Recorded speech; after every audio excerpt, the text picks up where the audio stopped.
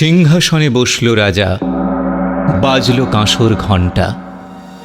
ছটপটিয়ে উঠল কেঁপে মন্ত্রী বুড়োর মনটা। বললে রাজা, মন্ত্রী, তোমার জামায় কেন গন্ধ? মন্ত্রী বলে, এসেন্স দিছি, গন্ধ তো নয় মন্দ। রাজা বলেন, মন্দ ভালো দেখুক শোকে বদ্যি। বদ্যি বলে, আমার নাকে বেজায় হলো সর্দি। রাজা হাঁকেন, বলাও তবে রামনারায়ণ পাত্র।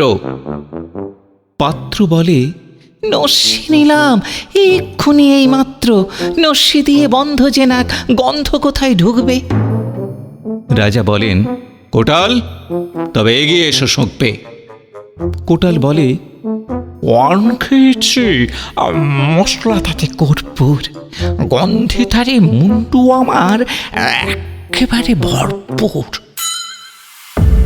রাজা বলেন, আসুক তবে শেরপালোয়ান ভীম সিং।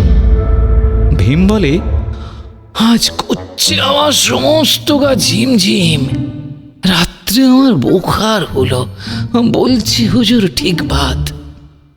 বলেই শুলো রাজসভাতে চক্ষু বুজে চিৎপাত। রাজার শালা চন্দ্রকেতু, তারই ধরে শেষটা বলল রাজা, তুমিই না হয় করো না ভাই চেষ্টা। চন্দ্র বলেন, মারতে চাও তো ডাকাও না কো জল্লাদ, গন্ধ শুকে মরতে হবে, এ আবার কি আহ্লাদ। ছিল হাজির বৃদ্ধ নাজির, বয়সটি তার 90।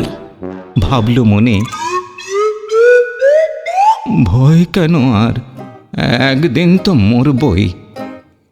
সাহস করে বললে বুড়ো, মিথ্যে সবাই বকছিস, শুনতে পারি হুকুম পেলে এবং পেলে বকশিস। রাজা বলেন, 1000 টাকা ইনাম পাবে সদ্য। তাই না শুনে উৎসাহেতে উঠল বুড়ো মদ্য। জামার পরে নাক ঠেকিয়ে শুকলো কত গন্ধ। রইল অটল, দেখল লোকে বিস্ময়ে বাক বন্ধ। রাজ্যে হলো জয় জয়কার, বাজল কাঁসর ঢক্কা। বাপরে কি তেজ বুড়োর হাড়ে, পায় না সে যে অক্কা।